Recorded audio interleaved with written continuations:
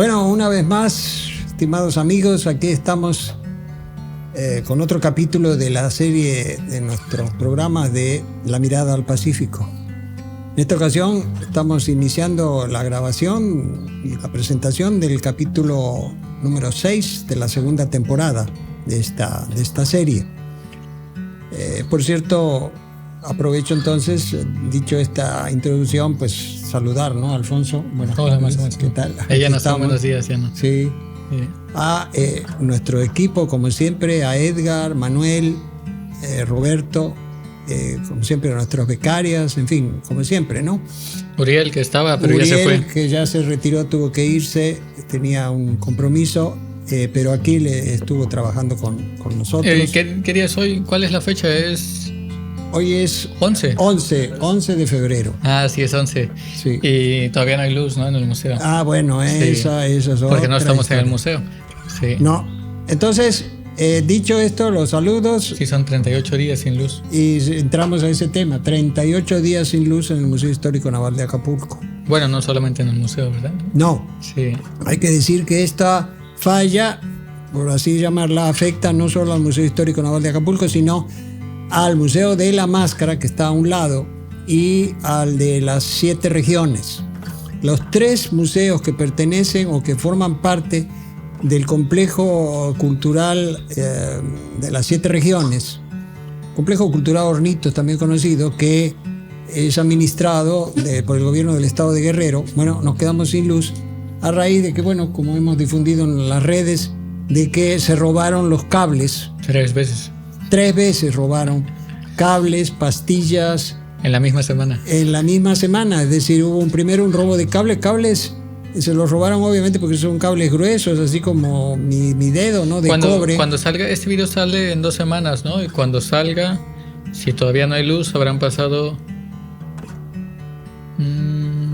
casi 60 días, ¿no? Sin electricidad.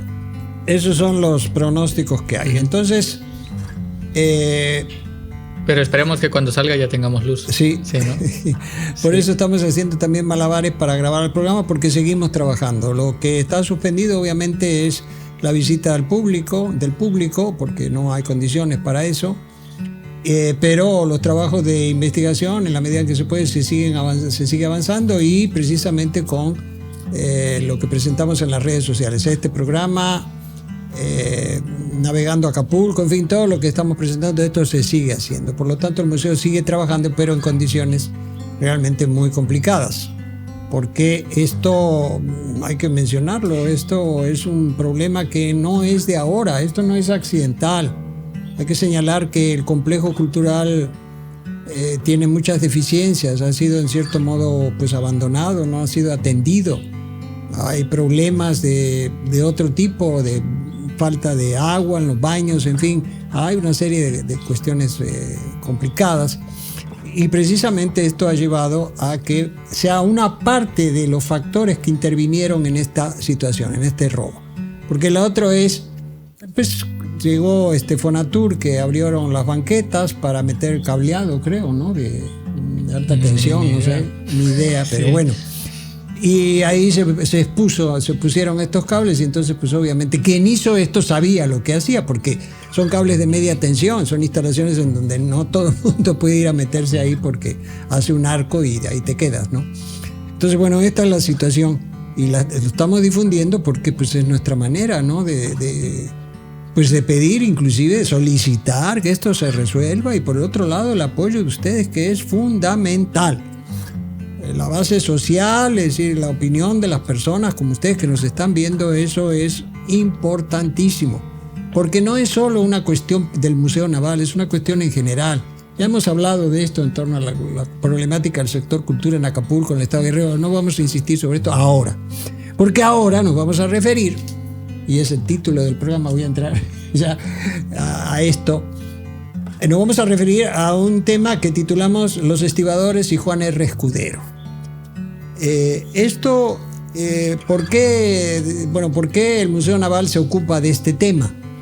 Yo pienso que hay, entre otras, la primera razón es que, bueno, tiene que ver con nosotros, porque pues son estibadores, es decir, aquellos trabajadores del mar, del mar, ¿no? Que descargaban y cargaban los barcos que llegaban aquí a Acapulco, con el agua en la cintura, cargando bultos de hasta cerca de 70, 80 kilos, ¿no?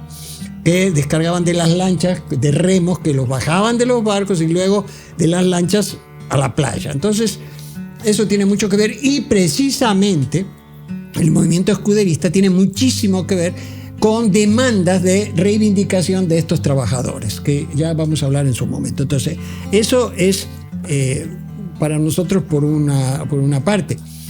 Y por el otro lado, bueno, la otra cuestión, la otra vertiente que encontramos a esto es que tiene que ver con un programa que ya presentamos en la primera temporada que se tituló ¿Desde dónde hace historia el Museo Histórico Naval? No, pero también con el de, ¿cómo se llama?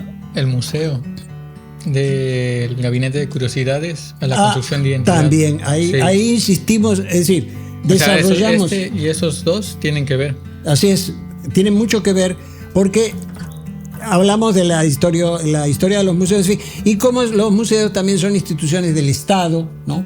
Cómo surgen, etcétera, etcétera. Entonces, dicho esto, y bueno, también estamos hablando de un referente importantísimo en la historia de Acapulco, pero en la historia olvidada u ocultada de Acapulco, que es la historia de Juan R. Escudero y el movimiento de la Casa del Obrero Mundial, que está relacionado con todo esto, pero Alfonso va a hablar esto con mayor profundidad.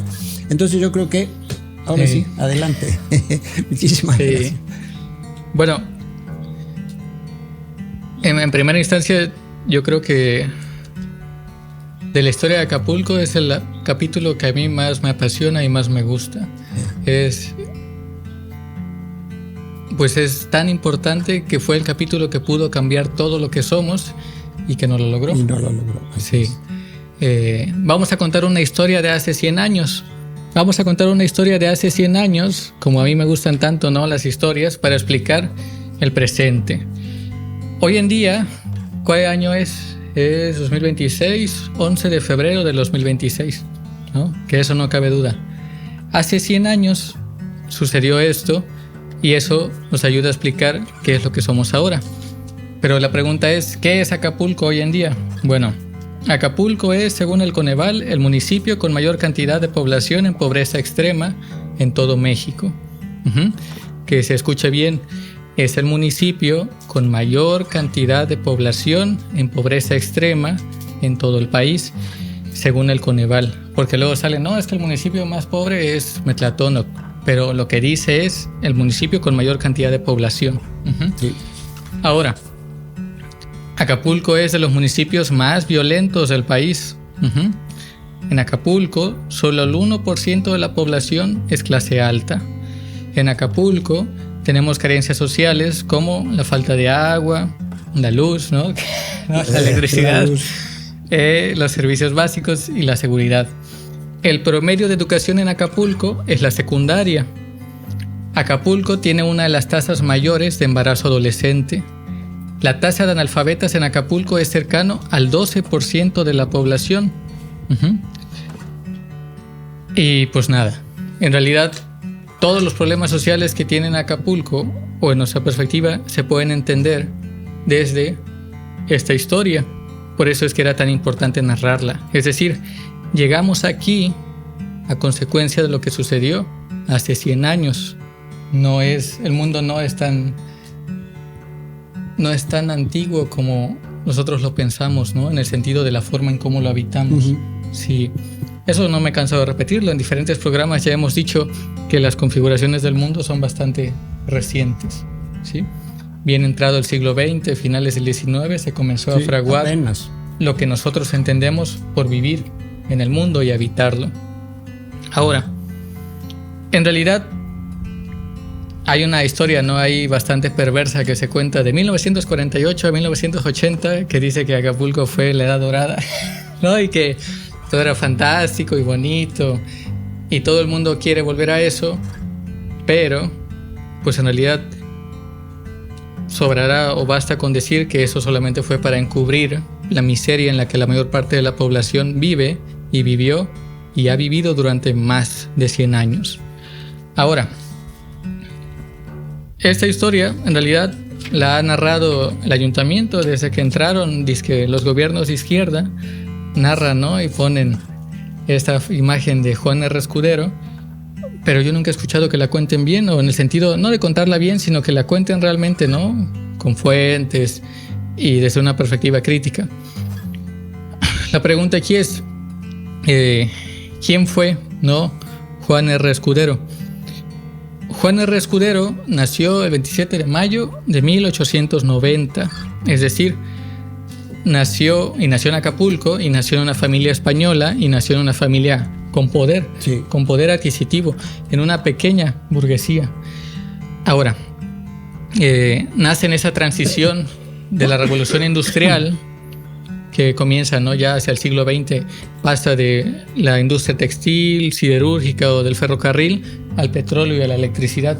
Está en un mundo industrializado, sí, como tal. Comienza la industrialización, aunque cuando nació Juan R. Escudero, recordaremos que todavía era el porfiriato. Todavía en 1800, quedaban 20 años de porfiriato. Sí, todavía era el porfiriato. Y el porfiriato no es exactamente que industrialice el país, sino simplemente adquiere industria y las pone a trabajar aquí, sí, como el ferrocarril. ¿A qué me refiero con procesos de industrialización? Pues que el capital genera más capital. Es decir, en México no existía la tecnología suficiente como para producir los ferrocarriles aquí mismo. Claro que sí. Lo único que hizo Porfirio Díaz fue traer esta maquinaria y que se pusiera a chambear aquí. ¿Sí? Se acabó. Todavía, para ilustrar esto, todavía México no tenía la tecnología que tenían, por ejemplo, los británicos. Con el desarrollo de la revolución industrial, con la explosión de la revolución industrial, pues se llenó todo de humo. Sí, y de hecho le estaba contando, ¿no?, que había este historiador español que decía que China fue el imperio o fue el país más importante de la historia de la humanidad simplemente por una cuestión demográfica, claro, hasta que con los ingleses y la revolución industrial superan el superávit de producción, sí, porque a partir de la industria y la fábrica todo se va al cielo. Y es que todo era humo, porque, por ejemplo, el metro de Londres que empezó, eran máquinas de vapor que quemaban leña, entonces los túneles se llenaban de humo. Luego todas las casas con 3, 4, 5 chimeneas, los castillos, ¿no? La industria textil, sí, el vapor, todo esto. Entonces hubo un momento en que la gente, hubo gente que caía muerta o desmayada en la calle. Eso pasó hasta 1957, cuando empezó a pasar esto otra vez por la contaminación. Pero Churchill dijo que no, que cuando le dijeron, oiga, es que hace una situación ahí de emergencia, dice, no, eso son cuestiones de que son mis enemigos políticos. No existe el calentamiento global, no existe. Sí, no, eso sí, no.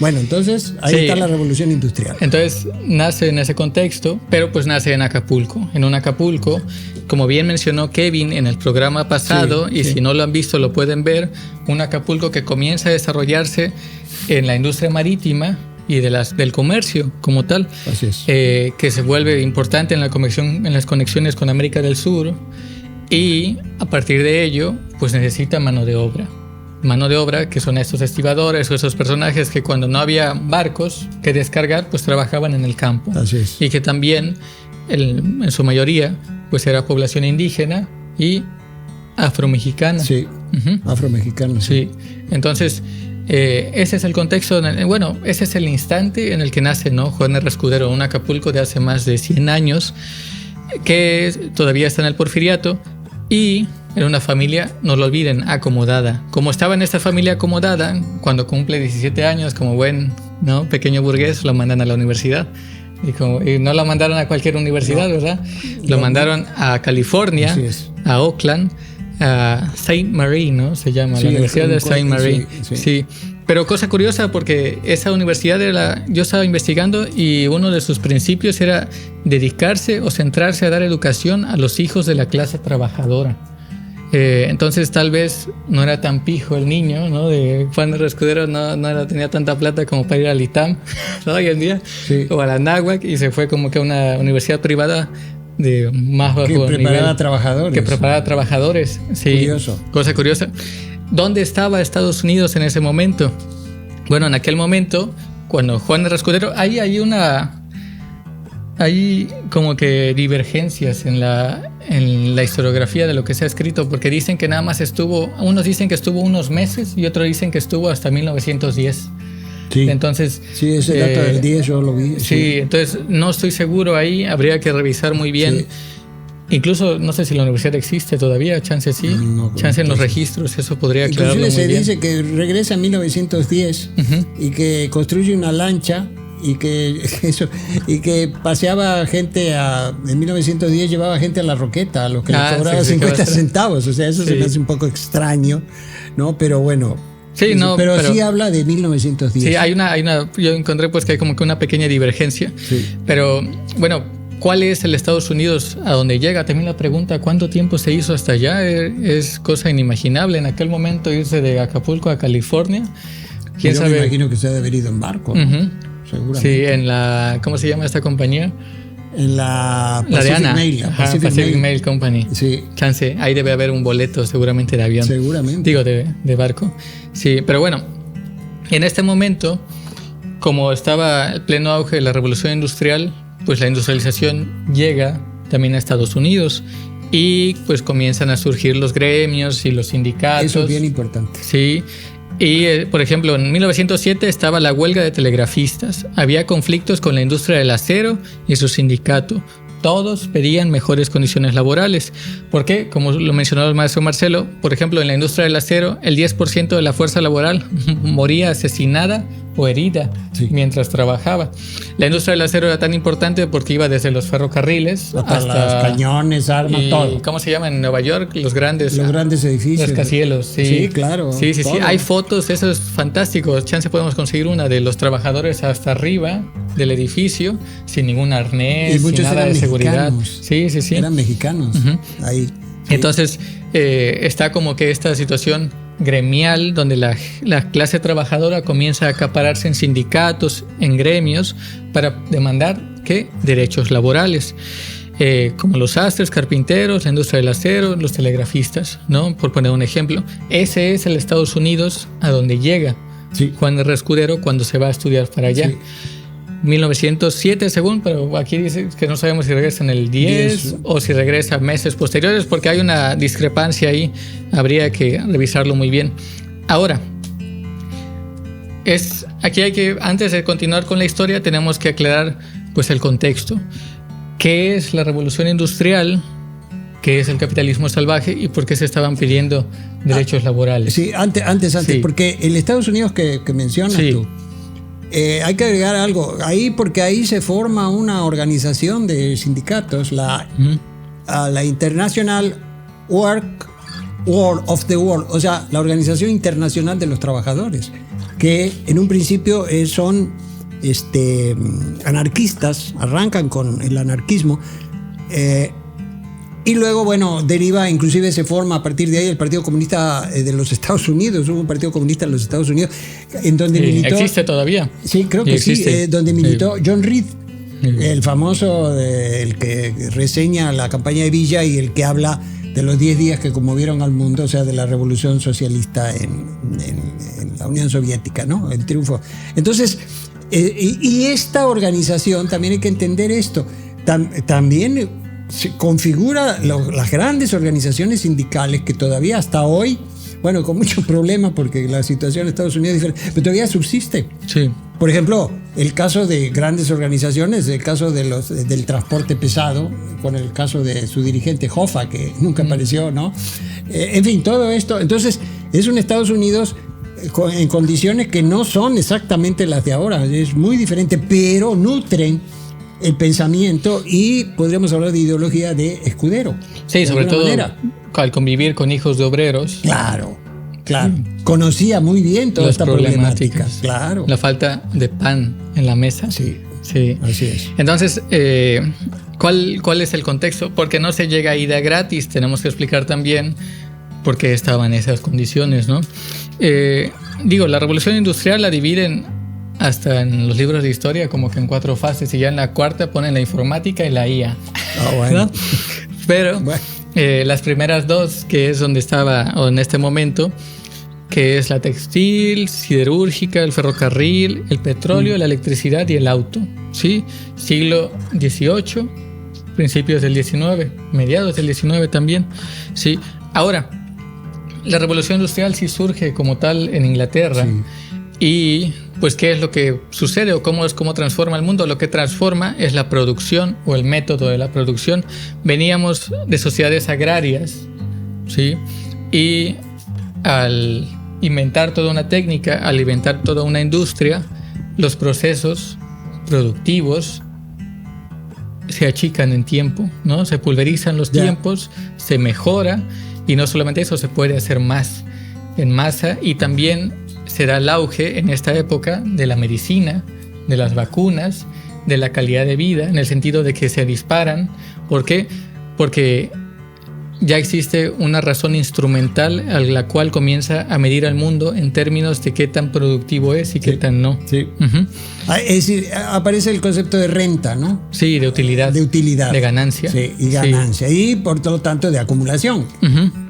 Eso venía quizá un poco venía más de antes. antes, sí, pero precisamente la revolución industrial acelera este proceso. Sí. Le da más armas, o sea, le da más movimiento, pues. Y una de las cosas, por ejemplo, que se menciona dentro de la historiografía es que los pequeños gremios comienzan a deshacerse, como los gremios de zapateros, los gremios de carpinteros, los que se dedicaban a la cantería y todo esto, porque la industria se encarga de desaparecerlos para que ya las personas solamente tengan su mano de obra que ofrecer y no como tal las herramientas o el conocimiento. No participen de la renta o sí. del proceso de acumulación. Sí. Entonces, cosa muy importante, no existían los derechos laborales. No. En esa época no existían los derechos laborales, ni se la pase así por la mente. Hay unos pequeños paréntesis, ¿no? Cuando fue la corona española que gobernaba aquí, sí se pusieron algunos derechos laborales, como regular la jornada de los indios y ese tipo de cosas, pero se estaba la perspectiva de que pues, los indios eran infantes y tenía que cuidarlos. Sí, no era una cuestión laboral. Sí, no, era más una cuestión casi religiosa o moralina, sí, claro. ¿no? De que, bueno, él como es un niño, pero también esta idea de la infancia se comienza a fundar en el siglo XX. Como tal, antes, por poner un ejemplo, en esta época a los niños los ponían a limpiar las copas, a limpiar las chimeneas, el trabajo infantil era legal, pues era real, y la gente podía poner a sus niños a chambear. Por eso es que la clase trabajadora tenía muchos hijos, porque cuantos más hijos tuvieras, pues más gente iba a trabajar, ¿no? No, aquí tengo la pluma, perdón. Ya. Ahora, cosa, ¿no?, que no debemos recordar. No existían como tal los derechos laborales. ¿Quién fue entonces? Eso ya lo hablamos en un programa pasado. El primero que inventa un Estado benefactor y en un sentido conservador, Otto von Bismarck, el canciller alemán. Ni más ni menos. Ni más ni menos, sí. Pero lo hace para parar todas estas revoluciones sociales. Claro. Crea lo que se llama como un socialismo de Estado para proteger a la élite y a la pequeña burguesía y calmar los disturbios. Eso dirán que es una estupidez, pero pues es cierto. Por poner un ejemplo, en Acapulco, si no hay agua, hay disturbios. Si no hay electricidad, hay disturbios. Si se meten, no sé, o matan a alguien, hay disturbios. Entonces es real, sigue palpándose en la calle. ¿Qué es lo que hace, o las primeras leyes que inventa, ¿no?, Otto von Bismarck? La ley del seguro contra la enfermedad, 1883. La ley de seguro contra accidentes, 1884. La ley de seguro contra la invalidez y vejez, 1889. Ahora, esto lo hace para calmar los disturbios de quienes, de la clase trabajadora, de todos aquellos pues que iban a trabajar y si no trabajaban no tenían que comer. Sí. Aquí hay un aspecto importante, porque esto también viene como reacción a la violenta sublevación de 1847, que narra espléndidamente Marx en un libro que a mí me encanta, que se llama El 18 Brumario de Luis Bonaparte. Sí. Entonces, hay una presión, como bien mencionas, de parte de la clase trabajadora que hay que parar a como dé lugar, y Bismarck se encarga de esto. Sí, ahora, sí, pues obviamente, bueno, no es obvio, ¿verdad? Pero claro que sí, en la cuestión del marxismo mama de todos estos acontecimientos para escribir sus libros, para definir, ¿no?, lo que estaba sucediendo. Así es. Ahora, como antecedente a Bismarck, debemos mencionar la Comuna de París, de 1871, que gobernó. Ahí también había una discrepancia entre 60 o 72 días. Yo encontré discrepancia ahí, pero bueno, es de entender. Yo tenía que eran alrededor de 2 meses, pero nunca tuve una precisión como tú, pero bueno, sí, más o menos. Sí, porque según la segunda semana del mes de mayo, que es cuando cae todo eso. Pero bueno, aquí tengo el dato. Sí, 18 de marzo a 28 de mayo. Sí, 2 meses, por ahí, más o menos. Sí, de 1871. Bueno, ¿qué fue la Comuna de París? Y en términos pues simples, ¿no? Fue una organización de obreros radicalizados que buscaron la autogestión en las fábricas. Ojo al dato de lo que pedían: creación de guarderías, estado laico, abolición de deudas y de trabajo infantil. Eso era lo único que pedían, ¿no? Lo único. Y ahorita vamos a ver de qué manera respondió, ¿no?, el ejército francés. Bueno, en palabras fáciles, a todos los asesinaron. Ahí sin ir más lejos. Sin ir más lejos, a todos los asesinaron. Solución final. Por pedir eso. Sí. A todos. Sí. Entonces no hace mucho sentido, ¿verdad? No. A nadie le hace mucho sentido que pidan guarderías o que pidan que los niños no trabajen y pues estás pidiendo eso, eres... Que por cierto que los niños... Opinión de extrema izquierda. Los nazis utilizaban, bueno, no los nazis, los Krupp, los fabricantes de armas alemanes que utilizaban a los niños para lijar el interior de los casquillos de las balas, porque tenían los dedos chiquitos, entonces podían meter ahí a lijar los casquillos. Entonces, pero bueno, ¿cómo o por qué se radicalizaron estos obreros, no, en París? Por la derrota franco-prusiana y por la captura de Napoleón III, que era, si no me equivoco, el segundo imperio francés. Sí, porque al caer... Tienen como 5 repúblicas, ¿no? Ahí sí, ¿cuántos no se echaron ya los franceses? Sí, bueno, pero al caer Napoleón III, las condiciones que pedía Prusia, el rendimiento, pues estuvieron París meses con hambre y las enfermedades, ¿no? También. Y no solamente eso, soportando los bombardeos y todo lo que está pasando en Gaza, pero menos, ¿no? La guerra siempre Entonces, es así. La Guardia Nacional Parisina es la que se radicaliza con esos obreros y toma el poder, mientras la clase o la élite huye a Versalles de nuevo, ¿no? A esconderse, van corriendo ahí a Versalles. Sí, ya se la sabían. Sí, no aprendieron. que entonces, ahí no hay futuro. Ya, pues para acabarla, pues sí, el ejército francés el 21 de mayo entra y masacra entre 10.000 y 20.000 comuneros, ¿sí? Y bueno, ya lo mencionamos, ¿no? Que toda esta anécdota sirve para ilustrar los trabajos de Marx. E ilustrar el lema de la República Francesa: libertad, igualdad y fraternidad. Sí. Cuidado. Pero y es una tradición que se ha mantenido hasta la fecha del día de hoy, porque apenas también los bomberos en París estaban pidiendo mejoras de salarios y los bomberos salieron, el gremio de bomberos salió a pelearse con la policía. Andale. Y salen ahí con los chorros de agua y echando, ¿cómo se llama lo que tienen los extintores? No estoy seguro. Pero la espuma blanca, sí, los rocías, sí. Sí, ese. Entonces tienen una tradición, ¿no?, revolucionaria los parisinos. Claro, de por sí, cómo no. Pero bueno, entonces ese era más o menos el contexto en el sentido de las luchas obreras, ¿sí? De ese momento, desde que surge la Revolución Industrial a cuando nace, ¿no?, Juan R. Escudero y va a estudiar a Estados Unidos. Por eso es que también, de hecho, para estas fechas ni siquiera existía la URSS, para que no vayan a andar diciendo que eran rojos, ¿verdad? Sí, ¿no? El oro de Moscú. Sí, no existía la URSS para esta fecha.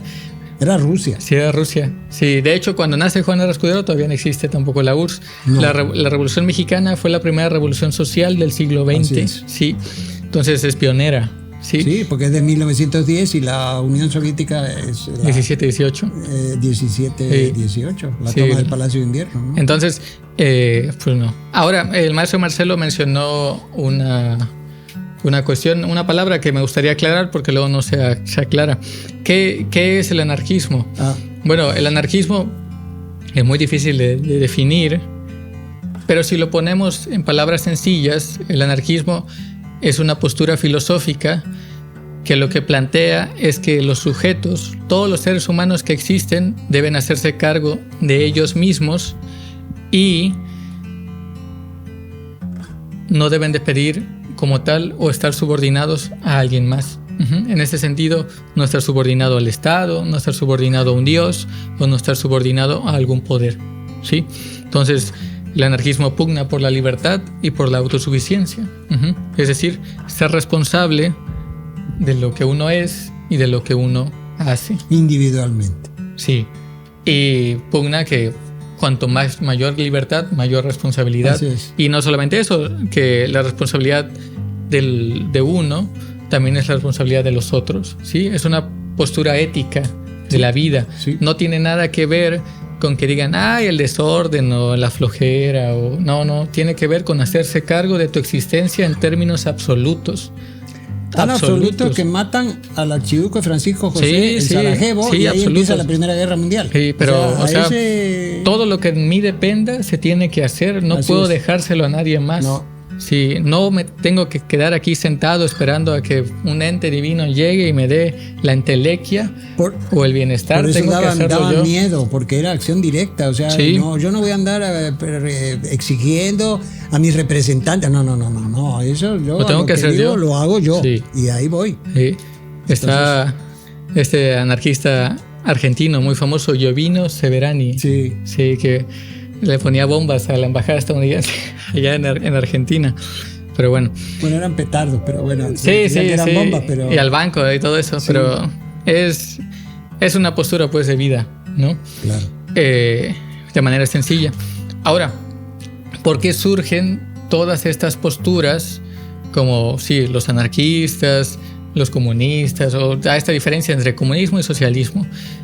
Todas estas cuestiones que más allá de posturas teóricas, lo que se pedía o lo que reivindicaban pues era una vida digna. Claro. Tan sencillo como eso, lo que tú puedes entender como una vida digna: tener tus 3 comidas al día, dónde dormir, tu ropa. Y en ese sentido ahí están las demandas de los obreros. Esas las demandas era aspirar, demandaban una vida digna. Entonces, guarderías y lo que has mencionado. Sí, de eso se trata. A 20,000 y tanta gente se la echaron nada más por pedir que sus hijos tuvieran donde que no fueran, descansar. Que no trabajaran. Sí, o que los niños no trabajaran. ¿Sí? Pero bueno, entonces es en esta efervescencia de la revolución industrial que se da tanto en Europa como en América, en este caso en particular en Estados Unidos, que pues las potencias, la élite y la burguesía, pues dice, bueno, la única forma de parar las insurrecciones es darle a los obreros más o menos lo que quieren y ya.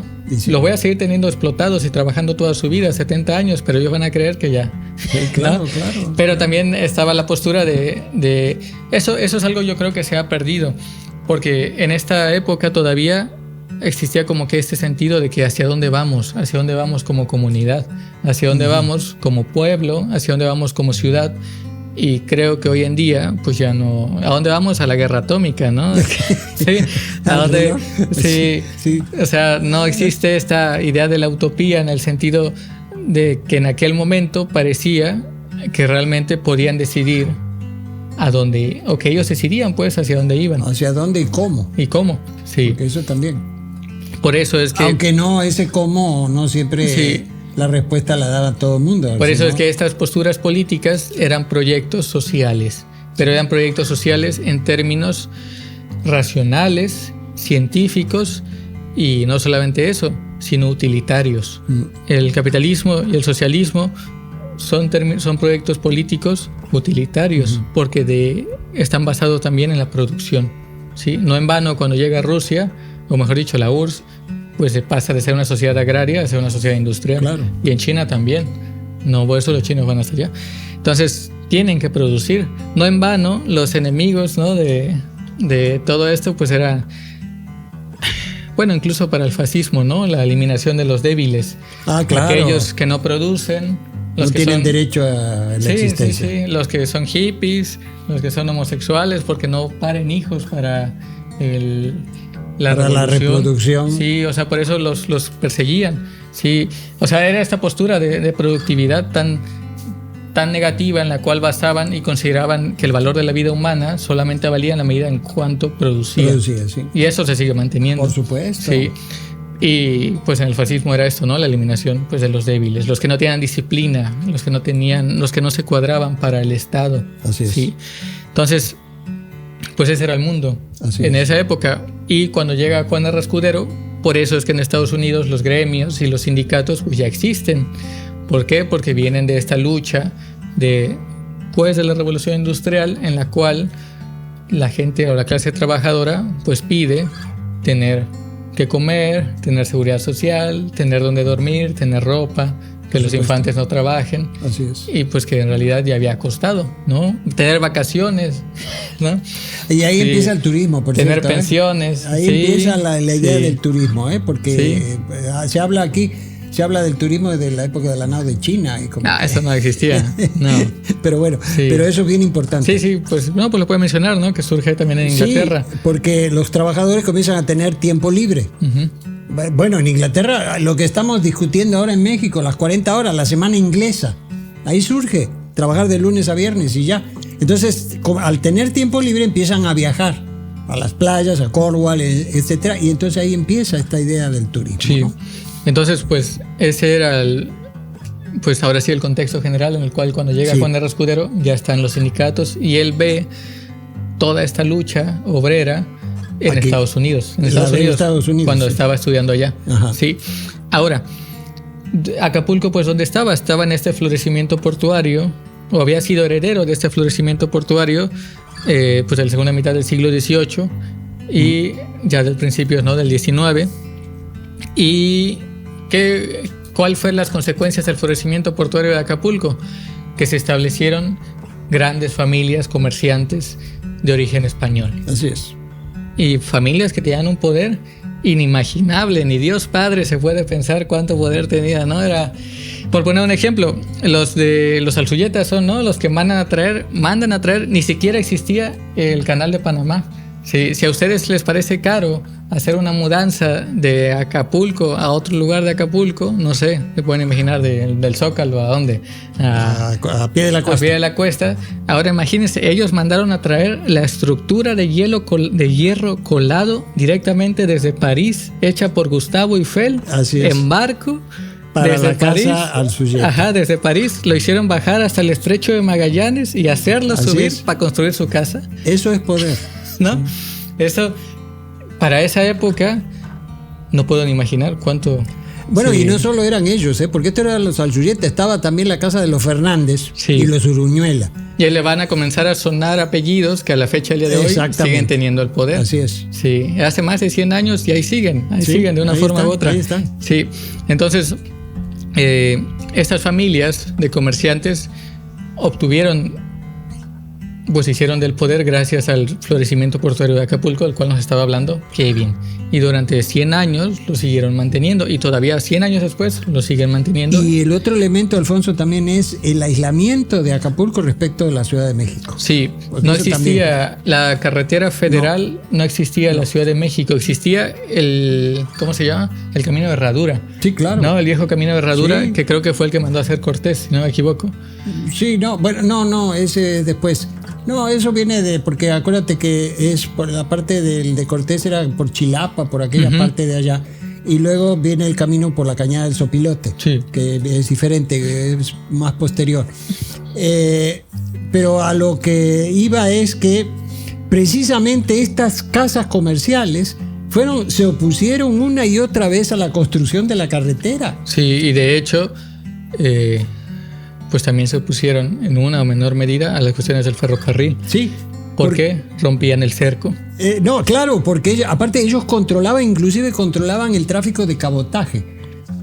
Por ejemplo, se decía, es una historia que yo he contado en el museo y causa un poco de sorpresa, porque yo les comento que la gente que acomodada en esas épocas para ir a la Ciudad de México se iba en barco. Ah, caray, ¿cómo que se iban en barco? No, pues sí, porque salían de aquí a Manzanillo, de ahí en barco, de ahí tomaban una diligencia a Guadalajara y de ahí el tren a la Ciudad de México.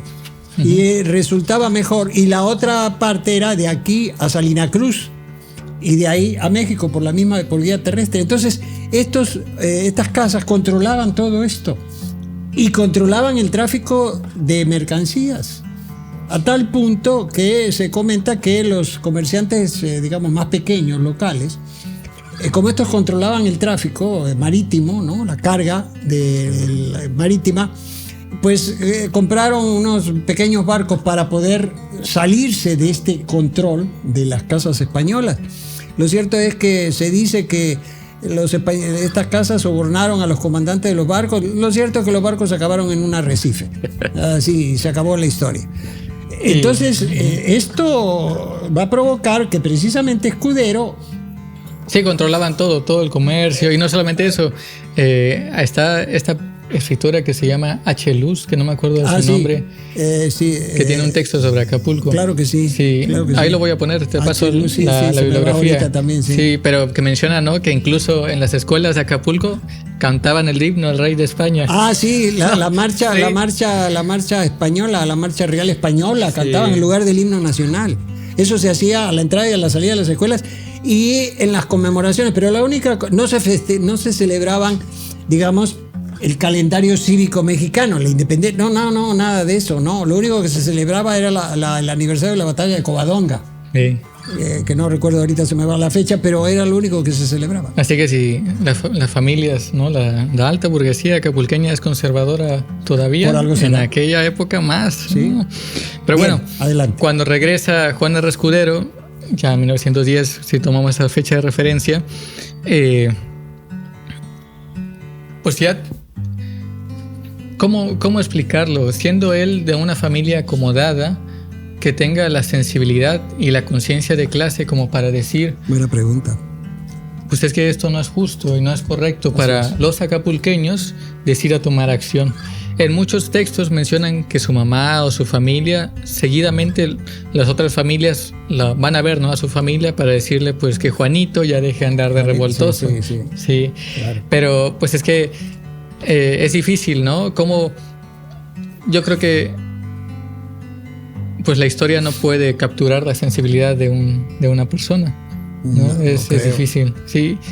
¿Cómo explicar la sensibilidad o el sentido de justicia que podría haber tenido y la conciencia de clase que podría haber tenido si no es pues por la formación que tuvo en Estados Unidos y posteriormente por la formación que tendrá en la Ciudad de México? Y también factores individuales, como por ejemplo, se me ocurre pensar en este momento una gran sensibilidad. Sí. O sea, un hombre sensible que ve las cosas, ¿no? Que ve a la gente.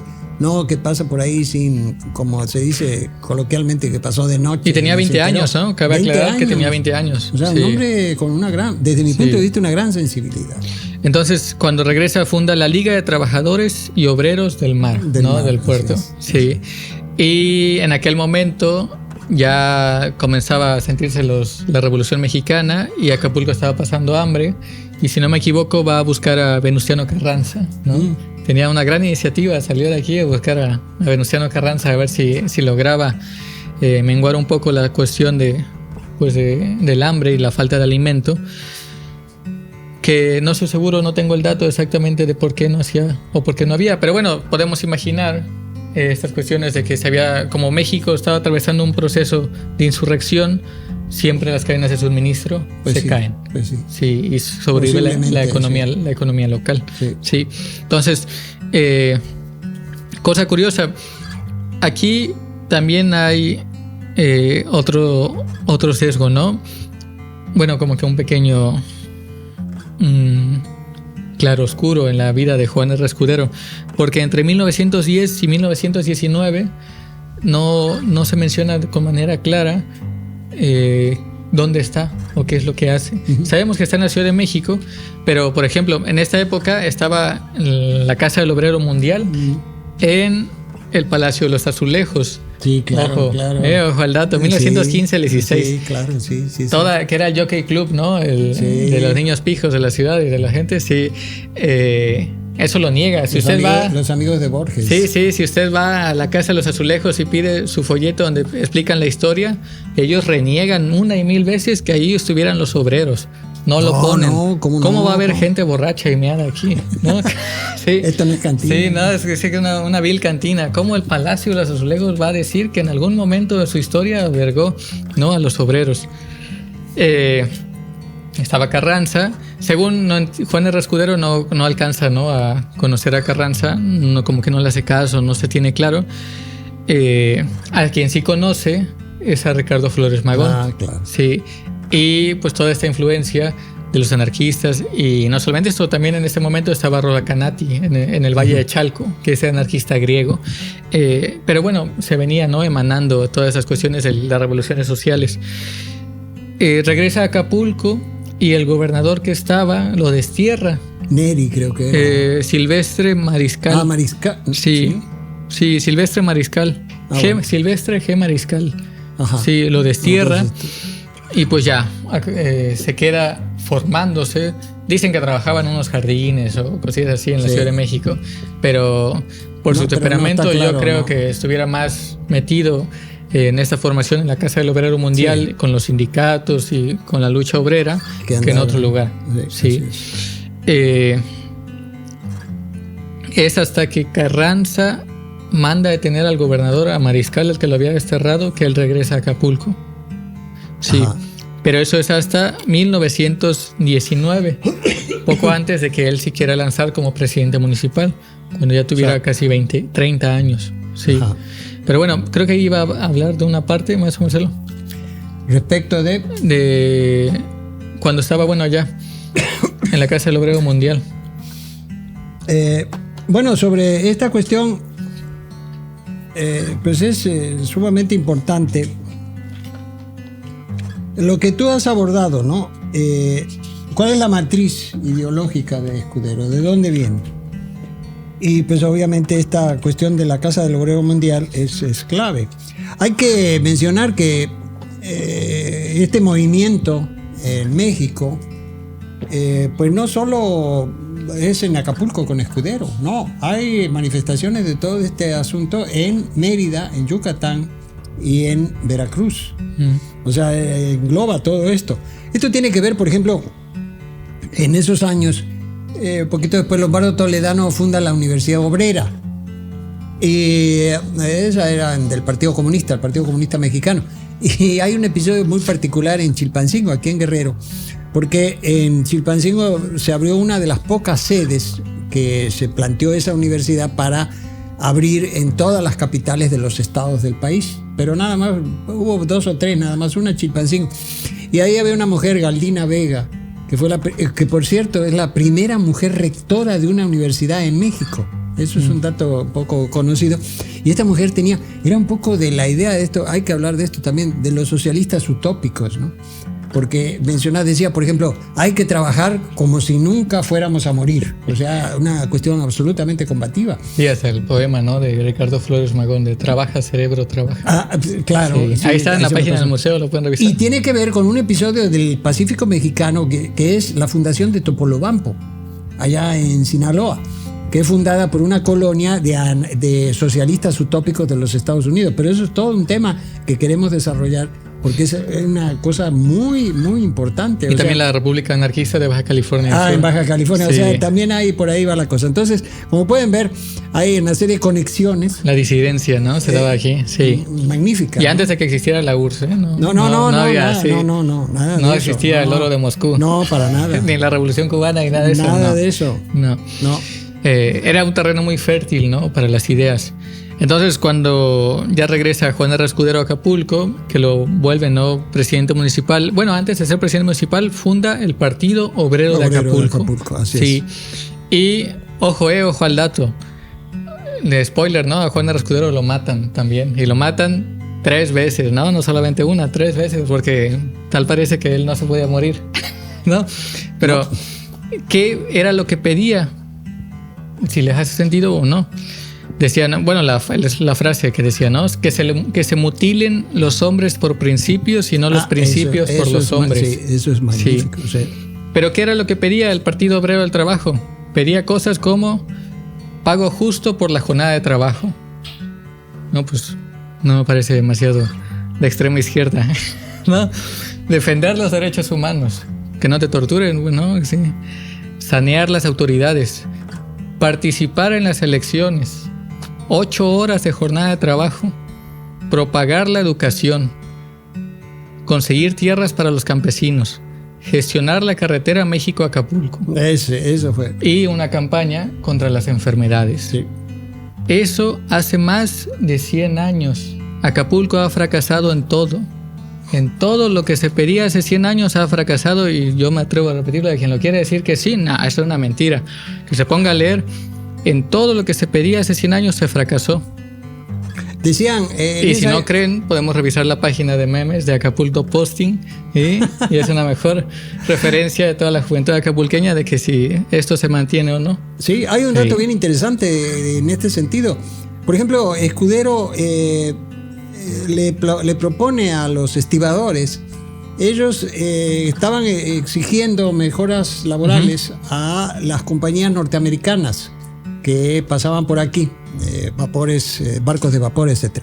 Entonces les sugiere que le demanden a las compañías de los Estados Unidos que les pagaran $1.50, $1.50 por día, y que la jornada fuera de 8 horas. Porque hasta ese momento trabajaban de 13, 14 horas diarios y el salario que recibían era de $1 diario.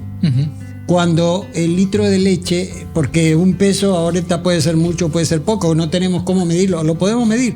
¿Qué se podía hay que sacar la inflación. Sí, pero por ejemplo en esa época un litro de leche costaba 1 centavo, para que tengamos una idea de lo que se... cómo vivía esta gente. Entonces, la demanda de los estibadores es un elemento central en la campaña de Escudero para ganar la presidencia municipal de Acapulco. Y bueno, si avanzamos con la historia, él mantenía estos programas, o mejor dicho, estos lineamientos. 2 años después es cuando se planea ya pues, ejecutarlo. Sí. 2 años después lo mandan a matar.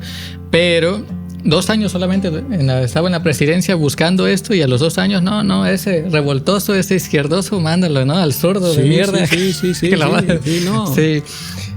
Ojo al dato, no se me olvide, que funda también el periódico de Regeneración. Ah, sí, claro, aquí en Acapulco, y por supuesto. Ese era homólogo al de Ricardo Flores Magón, así es. Y lo repartían los niños en Acapulco. Sí, pues en las casas de Acapulco lo mandaban a repartir.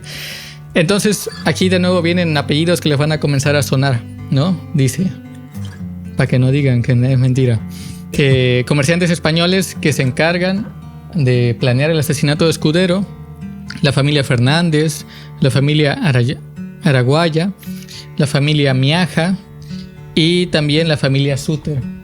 Vaya. Sí. Entonces incendian el Palacio Municipal en 1922.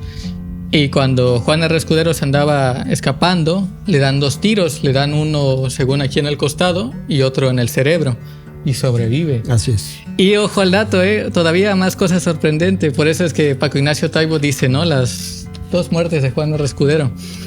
Quien lo salva en ese momento de los tiros eso es muy bueno. Su esposa, sí. Josefina Añorbe. Ya se imaginarán de quién es familiar. Así es. Si Juan R. Escudero estaría vivo, se revolcaría en su tumba. Sí, que era una mujer en ese momento, no sé si en ese momento, poco antes se la menciona, que era una mujer muy joven, de 17 años. Sí. Y bueno, resultó ser la compañera de Juan R. Escudero, cosa que... Y ya sabrán quién es su familia, ¿no? El que tenemos allá arriba, hasta arriba. No es necesario mencionarlo. Pues sí. Pero salió en Proyecto Escolar. Sí.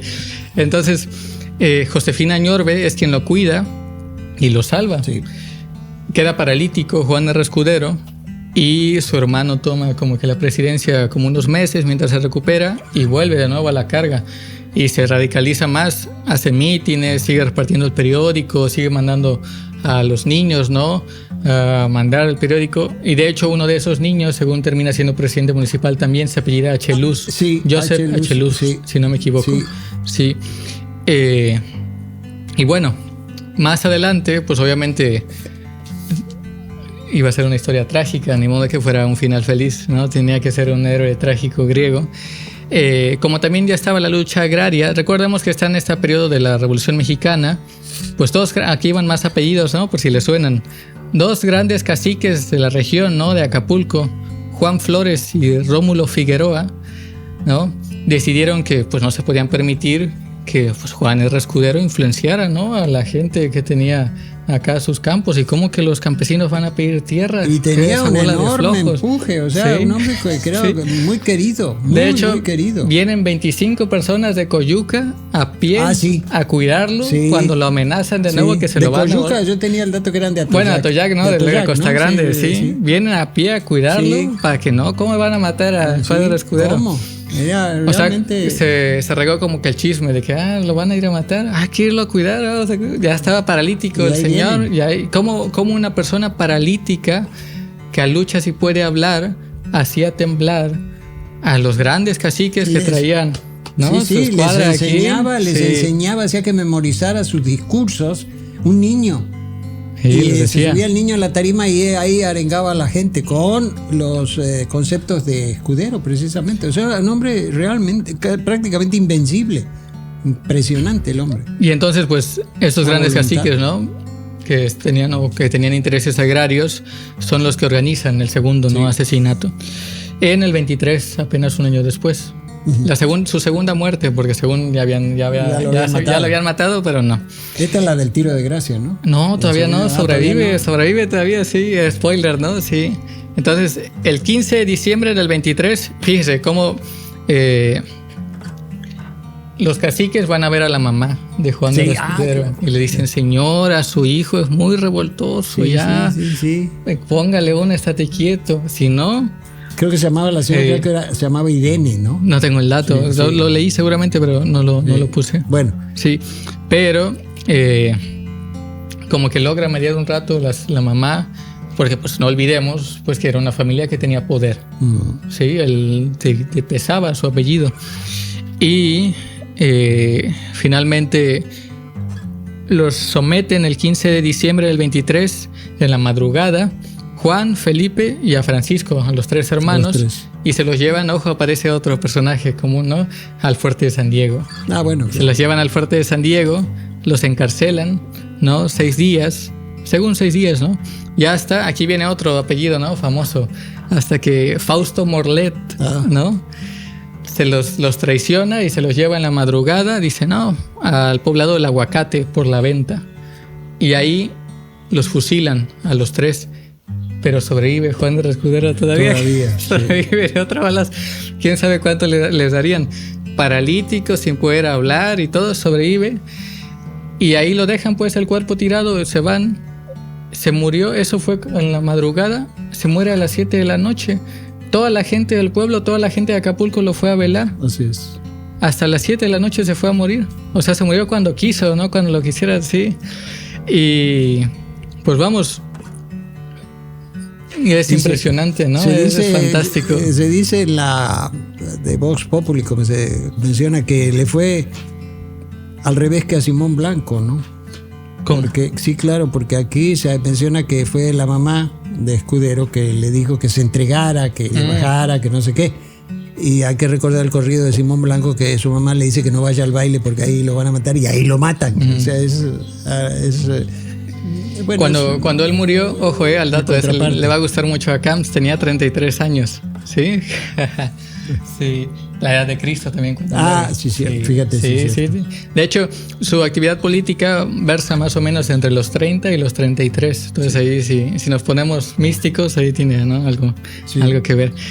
Pero, pues vamos, al final lo mataron simplemente por pedir derechos laborales básicos, servicios básicos, y pues no le parecía a los gobernantes que eso se pidiera, porque era muy de zurdos, ¿no?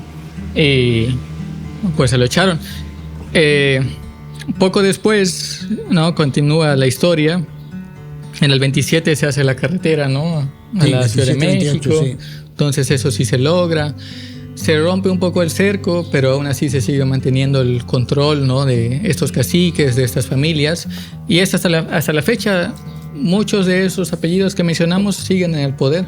Más de 200 años, si no me equivoco. Porque antes de Juan R. Escudero, cuando se hacen de riqueza y de poder, es con este movimiento portuario que mencionó Kevin. Así es. Entonces, ¿a qué es a dónde vamos? Pues Acapulco es heredero de todo esto, es heredero de esa lucha social, es heredero de esa falta de garantías, es heredero de la miseria y es heredero pues de una burguesía que hace hasta lo impensable para seguir manteniendo el poder. Pues sí. Y ahí siguen, y ahí van a seguir hasta cuándo, quién sabe, ¿no? Pero si nos ponemos a hacer un análisis con rigor, pues la historia no es simplemente decir, pues él nació en tal fecha, estuvo allá, estuvo acá y lo mataron y ya, sino en realidad pues silvanar todo lo cual él hizo durante su vida y el contexto, ¿no? Entender el proceso, por qué él hizo lo que hizo y pensaba como pensaba. Aunque claro, la cuestión siempre está en la sensibilidad, ¿no? Yo creo. Eso no es muy difícil como que quede grabado en la historia. Pero aquí hay algo importante, es decir, porque, ojo al dato, cuando él queda parapléjico, Juan R. Escudero tiene todo el dinero del mundo para irse a vivir a Grecia, ¿no? A Miami, a cualquier lugar y llevar su vida tomando, no sé, su gincito, su coñac, su Petrus, sin que nadie le dijera nada. Y se decidió quedar aquí. Así es. Entonces, pero esto a lo que iba yo es que esta es la historia oculta de Acapulco, de lo que no se habla, o se habla muy poco, en donde esto no existe en el imaginario nacional, social, en el imaginario social nacional no existe respecto de Acapulco. No hay indicios de eso. Y bien lo dices tú, esto de alguna manera era otro camino. Sí, porque después de eso es que es heredero de la Revolución Mexicana. Sí, claro. El proyecto urbanístico se me olvida, se escapa su nombre, el de Acapulco. Sí, de Rufino Fernández. Sí, el de Rufino Fernández se propone poco después. Poco después. E incluso esta cuestión, ¿no? De respetar la herencia poética del puerto. Por ejemplo. Sí, pero la cuestión es que estaban decidiendo el rumbo civilizatorio, hacia dónde iba la ciudad, qué era lo que se quería hacer con la ciudad, y pues obviamente ganó las cuestiones de la acumulación y de la minoría sobre unos pocos. Porque este proyecto de Fernández es el primer proyecto urbano de México después de la Revolución. Sí. O sea, donde hay un planteamiento en torno, no a hacer un edificio, no, en torno a la ciudad. Y por eso plantea una de las cosas que se sostiene, que se mantiene, del Zócalo prácticamente hasta la zona, cuando empieza la zona comercial. Porque decían, en este proyecto se decía, es que debe estar el mar, la playa, la costera y después las construcciones. Y eso, si lo vemos, se respeta, existe ahora. Pero cuando llegas a la parte de ahí de la calle de Rufo Figueroa, ¿no? No estoy seguro. Sí, donde estaba la gran plaza ahí. Uh-huh. Ahí ya no, ahí aparece un muro de edificios y ya no ves el mar. Cambia todo totalmente. O sea, es otro concepto. Entonces, lo que inclusive plantea Fernández, se plantea en el cerro de la Herradura, que es donde está el ayuntamiento, ¿no? Ahorita ahí en el Parque Papagayo, plantea un casino desde esas épocas. Entonces, es otra alternativa, es otra perspectiva respecto de Acapulco. ¿Y cuál fue la perspectiva que ganó? Bueno, la perspectiva que ganó fue la perspectiva de Miguel Alemán Valdés, por eso la costera se llama Miguel Alemán, por eso allá en Diamante le tienen una estatua a Miguel Alemán como si fuera... Sí, claro. Y si lo piensan, en 1948, que es cuando se ilumina por primera vez la costera hasta la Diana, también es cuando funda el Estado de Israel, ¿no? Y es la Nakba. Sí, en ese sentido, Acapulco y Palestina llevan los mismos años pudriéndose. Sí, eso hay que decirlo. Y que quede constancia, sí. Desde el 48 hasta los 80, que según es el Acapulco dorado, pues la gran farsa es que la población acapulqueña floreció. Así es. Quienes vivían bien eran los extranjeros, quienes vivían bien eran quienes les regalaban la tierra, quienes les daban las concesiones, quienes hacían los grandes negocios de Hollywood aquí. ¿Quién sabe si existía la isla de Epstein aquí, no? En este momento, chance la Roqueta era la isla de Epstein, ¿no? Pero lo que sí podemos decir es que aquí estamos, aquí atrás, ese promontorio que se ve ahí está el famosísimo Hotel Flamingos. Sí. Que fue en esa época, ¿no? Los años dorados del Acapulco Dorado. Bueno, ahí llegaba todo el mundo. Todo el mundo, era la élite ahí. Entonces, pues, esta pequeña burguesía que había crecido y florecido gracias al desarrollo portuario, vio manera de enriquecerse aún más con todos estos grandes extranjeros que querían un pedacito de esta tierra. Así es. Y piénsenlo, sigue manteniéndose hasta nuestros días. ¿Cuánto cuesta una casa en Las Brisas? 60 millones de pesos, ¿no? ¿Qué trabajador en Acapulco puede pagar eso? ¿A qué es lo máximo que puede aspirar la juventud acapulqueña aquí? A ser gerente de un hotel. Así es. Y se acabó. $500 al mes. Así es. ¿Sí? Entonces, Acapulco es heredero de este proyecto alemanista que encubrió y no atendió las necesidades del puerto. Y no solamente eso, nunca se hicieron cargo y nunca plantearon un proyecto civilizatorio. No. Por eso es que incluso es tan así que no plantearon un proyecto civilizatorio que no existen o no existían, ¿no? En ese momento parques para la recreación de los barrios, no existía como tal estas cuestiones de los museos, porque el Fuerte de San Diego, ¿en qué año lo fundan? Bueno, termina en 1600. No, el museo. 1900, creo que 82. En los 80s ya había pasado como tal, ¿no? Entonces, a nadie se le ocurrió en esa época también hacer un museo naval, ¿no? Sobre el nado de China. No, para nada. Sí, entonces, el acento no estaba en la cuestión civilizatoria, en la cuestión de la vida de los acapulqueños, sino en el extranjero. Así es. Darle todo a manos llenas y yo, como la burguesía local o estatal, enriquecerme a toda costa. Sí, sí. Y lo hicieron. Y a tal punto que de repente en los años, si mal no recuerdo, 70, principios de los finales, 60, 70, el ayuntamiento promulgó un edicto donde decía que los anuncios comerciales debían ser en español. Yo pensaba que todo estaba en inglés. Yo pensaba que iba a decir que las tierras que están hacia Diamante, que ya no eran tierras para, como mencionaban, que no eran semihumedales, que ya eran para... No, pero eso fue después. Ajá, eso fue después. Claro, y que ahora se echan la bolita. No, yo no lo hice, le hiciste... Eso lo comentó Olivier Pitras cuando se habló del cambio climático. Y por eso es que todo eso se inunda. Pues claro. Y se va a seguir inundando. Y se va a seguir inundando. Sí, entonces ahí no hay mucho futuro, que digamos. Pero bueno, como siempre, ¿no? Usaron esas tierras que son de humedales y construyeron colonias, como el caso de la Colosio, rellenando eso. Y el agua busca su camino. ¿Cuál fue, creo que en su momento, la unidad habitacional más grande de América Latina? Fue el Coloso. El Coloso, ¿no? Sí.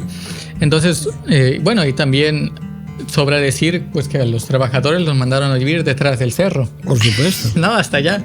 Por supuesto. Donde no se vieran. Y no solo eso, también a mucha gente que no eran tan solo trabajadores la mandaron con Figueroa a Renacimiento, detrás del cerro. Siempre... Entonces, pues Acapulco es heredero de esa historia, es heredero de esos procesos sociales y nos ayudan a entender dónde estamos ahora. ¿Dónde estamos ahora? Bueno, en un municipio en el cual quiere volver a encubrir y a vivir esas glorias pasadas, lo cual me parece pues terrible, porque siguen sin preocuparse por los acapulqueños. Y no solamente eso, es un municipio pues que no puede volver a eso porque nada sucede dos veces y además... Pues no, ya eso está rebasado. Ya está rebasado. Una frase que conoces muy bien, ya no puedo volver. Ya no puedo volver, pues sí, no se puede volver. Y nadie quisiera volver a eso, solamente quien realmente no ha estudiado bien los procesos acapulqueños quisiera volver a ese Acapulco dorado, donde lo único que según hacía, pues era encubrir la miseria de la población. Sí. Y eso se manifestaba, por ejemplo, en taxistas ya, señores grandes. Eso me lo platicaron a mí. Sí, que les daban dólares. Que les daban, de repente les dejaban un billete de $100. Entonces, en esa época, bueno, pues todo el mundo era el oro. Pero eso era una miseria, porque $100, pues... No a mi abuelo cuando llegó en esa época, que sí, él estaba alucinado, ¿no? Con los gringos y con el dinero. Pero pregúntale dónde vivía, en una casa de techo de lámina ahí en Ejido, ¿no? En un arrabal, obrero. Sí. Entonces, pues no, realmente es un discurso que ya está rebasado y que históricamente lo único que explica pues son las carencias que se tienen hoy en día. Hoy en día Acapulco, y lo vuelvo a repetir, ¿no? Para quien no estuvo al principio del programa y para quien se queda hasta el final... ¿Qué es Acapulco 100 años después de eso? Pues Acapulco es el municipio con mayor cantidad de población en pobreza extrema en México, es uno de los municipios más violentos del país, es un municipio donde solamente el 1% del puerto es clase alta, que gana más de 120,000 varos no al mes, es un municipio con un montón de carencias sociales como falta de agua, luz, electricidad, seguridad, es un municipio donde la educación promedio es la secundaria, donde tiene mayores tasas de embarazo adolescente, donde la tasa de analfabetas es cercano al 12%, pues el hervidero. Es el llano en llamas, sí, es el llano en llamas. Entonces, solamente en un municipio así podemos entender cómo es, como bien dice Parker, que los acapulqueños nos acostumbramos a la miseria, porque somos herederos de un siglo completamente trágico donde no se preocuparon por nosotros. No, por supuesto que no. No. No. Y ponemos un ejemplo para quien diga, es que se está exagerando. En Veracruz existen plazas. Cada barrio de Veracruz tiene su plaza, ¿no? Es muy diferente. Y la gente del barrio sale a la plaza a pasar el sol, a pasar la tarde, a estar ahí. Y qué bueno que mencionas esto. Hay una comunidad, hay una identidad. Y esos barrios fueran barrios gremiales. Hasta inclusive, Alfonso, en Veracruz, no pasó en Acapulco. En Acapulco arrasaron con la arquitectura. Por eso el proyecto de Justino Fernández, cuando decía el espíritu, la utilización de materiales de la región, todo este planteamiento, cero, desapareció. Por eso Veracruz es diferente, muy diferente, por cuestiones históricas y todo lo que tú quieras, pero se han conservado elementos identitarios, como el caso de la arquitectura, que a mí me parece fundamental. Por ejemplo, los edificios de Telmex que están ahí cerca de Capama, eso es una monstruosidad, una cosa horrible, terrible. Yo no sé cómo se permitió eso. Cuando la arquitectura tradicional, ahí mismo hay un hotel viejito que ya no recuerdo cómo se llama, que es de adobe y teja, todavía. Aquella arquitectura. Ya, acá en el centro, en el Acá Zócalo. en el centro, en el Zócalo, no me acuerdo cómo se llama esa calle. Sí, lo ubico, sí. Bueno, arrasaron con todo. Entonces es muy difícil así plantearse una identidad. ¿De qué estamos hablando? Hablando de la identidad de Acapulco. Bueno, a ver, o incluso el Panteón de Icacos, que el capital no respeta ni a los muertos. Nada. Sacaron los muertos del Panteón de Icacos, de los ejidatarios de Icacos, para construir un hotel, o el estacionamiento de un hotel, ¿no? Sí, es un estacionamiento. Es que ya no creo que ya no pudieron construir porque ahí siguen en pugna. Sí, pero lo usan estacionamiento. Pleitos que vienen de muy lejos. Entonces, también por eso es que es tan importante rescatar este tema, porque pues es parte de la identidad acapulqueña. Y en mi opinión, si el poder no rescata la historia de Juan R. Escudero ni lo que sucedió en el puerto durante 100 años, es porque no conviene saber que la miseria es heredada y que no es simplemente que así es la vida. Así es, y que naciste pobre y ahí te quedas. Sí, hay fuerzas, eso te toca, ¿no?, estructurales y sujetos y familias históricas que se han encargado que los acapulqueños vivan mal. Así es. Y por eso era tan importante hacer este programa. Sí, era muy importante ya, y que queda en YouTube para siempre. Así es. Entonces, pues nada, es un tema fascinante. Hay mucho más de esto para seguir hablando, ¿no? Sí. Y vamos a regresar a esto, o sea, porque... Y bajo esa lógica, pues se entiende pues que si el museo no tiene luz durante un mes o dos, pues no importa. No. ¿Por qué va a importar? ¿A quién le va a importar? No le importa un comino, eso no deja, ¿no? No, pues la nave de China, ya no llega la nave de China, entonces ¿a quién le importa el asunto? Sí, y aparte, ¿por qué voy a reivindicar o voy a ayudar a alguien que ayuda a la generación de conciencia e identidad y solamente se me van a echar encima? Pues no. Así es, de eso se trata. No, o sea, realmente es entendible bajo esta lógica del poder, pues que todo esto se haya perdido y que no se diga. Y no solamente eso, sino que termine incluso en cuestiones chuscas, porque en el periódico ponen, los chismes de Juan R. Escudero, ¿no? Y que, sí, es que se hablaron así y no sé qué, pero como si no hubiera conexión con el resto del mundo, como si no lo pudieran hilvanar con el contexto global y no pudiéramos ver que las manifestaciones, ¿no?, escuderistas aquí, pues eran parte de las revoluciones sociales del siglo XX. De la Revolución Mexicana y de la Revolución Soviética. Sí. Eso influyó enormemente. Y es de los pocos lugares en el país que se tuvo. Que reacciona a este tipo de situaciones históricas como la que acabo de mencionar. Y un joven, pues, de sus 20 a sus 33. Y repito, y no es un dato que señalamos aquí, no es solo en Acapulco.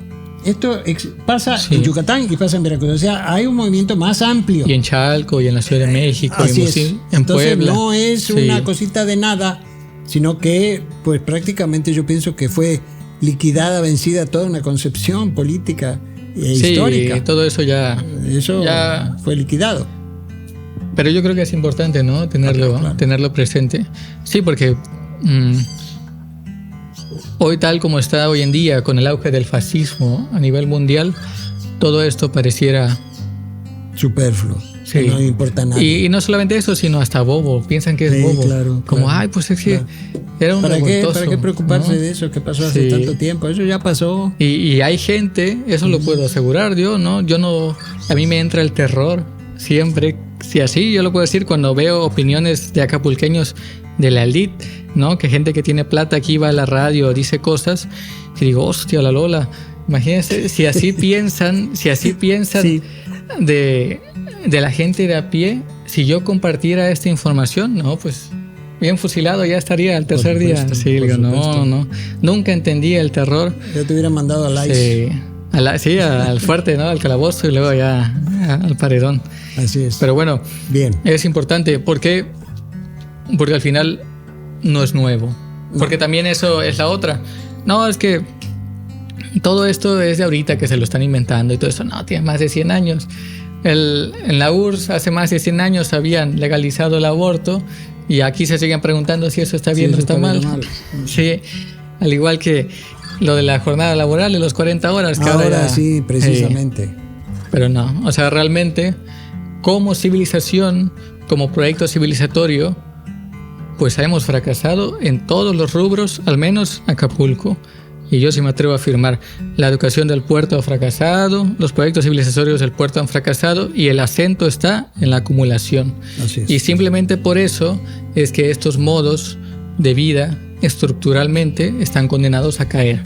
Este modo político y económico de existir va a terminar fracturándose tarde o temprano. Así es. Y la pregunta aquí es, pues, ¿qué es lo que seremos después de que esto se acabe? ¿No? Seguiremos siendo acapulqueños, pero viviremos de otra forma. Ya vamos a encontrar la manera de resolver las cosas. Siempre se ha encontrado. Yo confío plenamente en eso. Seremos peces, ¿no? Ahora. Hay versiones apocalípticas, milenaristas que hablan que que el fin del mundo. Yo no creo eso. Yo creo que... No, va a ser... como lo mencionamos, ¿no? En la antigua Roma, cuando el imperio cae, la gente sigue viviendo en Roma. Sigue viviendo, claro. Sí. Esa es una realidad y así ha pasado siempre. Y va a seguir pasando desde mi punto de vista. Cuando fue Otis, a excepción de Camps se fue a Chilpo. Ese no es acapulqueño. Ah, ¿no? Sí. Cuando fue Otis, todos nos quedamos aquí a aguantar. Pues sí. 3 meses sin luz. Sobrevivientes. Sí. Ahí vamos a comprar comida a Chilpancingo y regreso. Bueno, algo más. Pues nada, pues esperemos que cuando salga este programa ya tengamos luz en el museo y esperemos también que ayude un poco, ¿no? a dibujar, pues porque el simple hecho de que el museo pida luz, pues no es nada exagerado. Pues no es nada del otro mundo. Y que es parte de ese estado benefactor en el sentido conservador que se inventó Bismarck y que siguen reivindicando las democracias y ¿cómo se llama? Pues sí, las democracias liberales, que para nada yo confío en ellas, pero pues es su chamba, ellos mismos se pusieron ese saco, que lo hagan. Sí, claro. Sí. Ellos inventaron que la sociedad tiene que tener luz, comida, agua y derechos sociales para que no se les vaya encima, pues que lo hagan encima, pues sí. Entonces, bueno, creo que ya vamos concluyendo esto. Miren, pero siempre el dicho popular dice que no hay mal que por bien no venga, ¿no? Porque precisamente la oscuridad del Museo Naval, en que está el Museo Naval y los demás museos, pues nos ha traído aquí para ofrecerles a ustedes una lámpara como la que tenemos aquí atrás. Ah, sí se ve. ¿Quién sabe que se alcanza? La antorcha divina, como decían los mexicas. Sí, entonces, eso es lo que les queremos obsequiar en este tiempo de oscuridades museográficas, museológicas en Acapulco. Bien, entonces vamos concluyendo. Les agradecemos mucho la atención. Hay nada más lo de la bibliografía, ¿de qué libros? Sí, qué bueno que recuerdes. Bueno, el tema ha sido tratado. Hay un texto de un escritor, Mario Gil, que publicó en 1956 El movimiento escuderista en Acapulco. Es un trabajo breve, fue publicado por la Universidad Autónoma de Guerrero.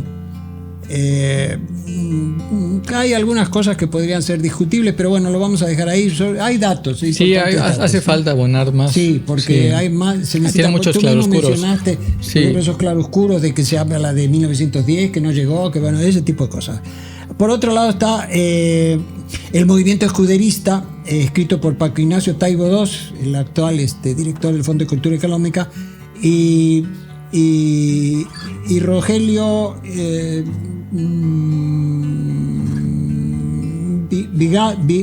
Vidauro. Este trabajo está basado en trabajos, por cierto, de un historiador que él abogaba mucho por la historia oral, Renato Ravelo, de la Universidad Autónoma de Guerrero. Y esto también fue publicado por la Universidad Autónoma de Guerrero en 1982. Y hay otro texto de Mario Gil, que se llama Historia Mexicana número 10, una serie de artículos de 1853, y aparece ahí con el nombre de Episodios Mexicanos. ¿Y el de Socialismo de un solo puerto es otro título del mismo, de Paco Ignacio Taibo? Sí, el Socialismo en un solo puerto es el que me faltó, sí, tienes razón. Entonces eso es, como ven, no hay mucha la bibliografía, pero es muy importante, sobre todo los trabajos de Paco Ignacio. Así que si quieren regañar a alguien de que es mentira, ahí está. Ahí está, sí. Vayan al Fondo de Cultura Económica para que lo reciba Paco Ignacio Taibo y le diga. Sí, le va a dar mucho más datos que lo que nosotros te podemos manejar, porque él hizo un trabajo muy importante sobre esto. Creo que el más importante hasta ahora. Bueno, muy bien, entonces, muchas gracias. Nos despedimos, nos vamos despidiendo. Muchísimas gracias por su atención. Será hasta la próxima, que no me voy a despedir sin agradecer una vez más a nuestros cañoneros al pie del cañón. Ahí está Edgar, ahí está Manuel, por allá veo a Roberto, no veo muy bien aquí, Alfonso, lo mismo, por lo menos, bueno, siento que me divertí con este programa. Sí, pues sí. Y la verdad que sí me divertí bastante. Entonces, una vez más, muchísimas gracias y nos vemos en la próxima edición.